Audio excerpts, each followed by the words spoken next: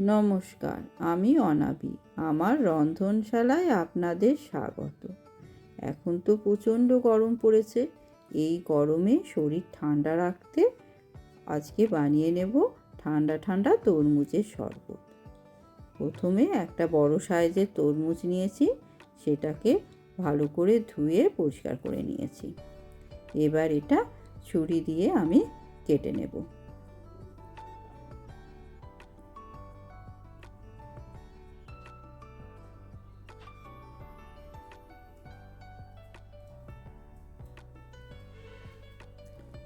তরমুজের ভেতরটা একদম লাল টকটকে আছে। এই তরমুজগুলো ভীষণ মিষ্টি হয় আর রসও থাকে ভীষণ। এবার এগুলোকে পিস পিস করে আমি কেটে নিচ্ছি।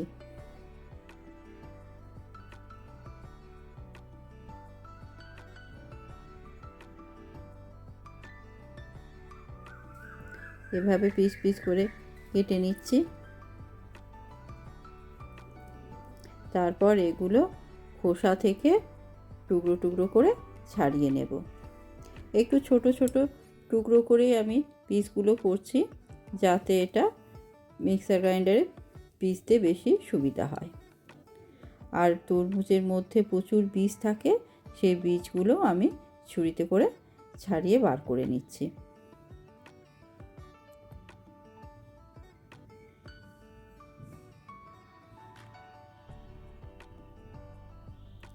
চেষ্টা করবেন বীজগুলো বেশিরভাগই যেন বার করে নিতে পারেন।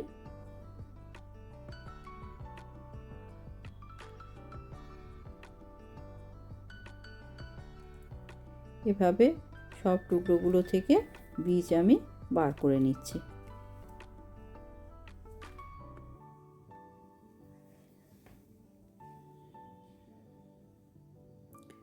সব বীজগুলো বার করা হয়ে গেছে। এবার আমি একটা মিক্সার গ্রাইন্ডার নেব, তাতে তরমুজগুলো দিয়ে দেব।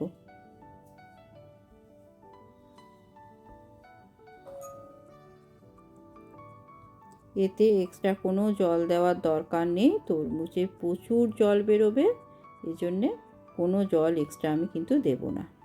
আর তরমুজগুলো মিষ্টিও খুব, এজন্যে চিনিও খুব অল্প লাগবে। এই দেখুন, এতটা তরমুজে আমি মাত্র 2-3 চামচ চিনি দিলাম, আর 1 চামচ বিট লবণ দিয়ে দেব।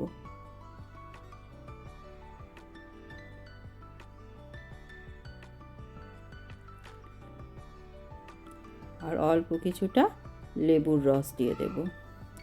এবার একটা ঢাকা দিয়ে এটা ভালো করে পেস্ট করে দেব। এবার একটা বড় পাত্র নিলাম, তাতে ছাঁকনি নিলাম একটা বড়। এবারে রসটা পুরোটা ছেঁকে নেব। এতে যদি 2-1টা ধরুন বীজ থেকে যেতে পারে, সেই জন্যে এটা ভালো করে একটু ছেঁকে নিতে হবে।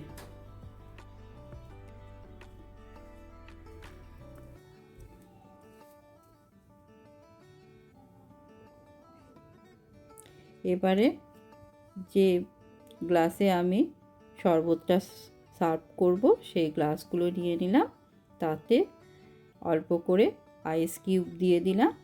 এবারে রসটা আমি ঢেলে দিচ্ছি। ব্যাস তৈরি হয়ে গেল আমাদের ঠান্ডা ঠান্ডা তরমুজের শরবত।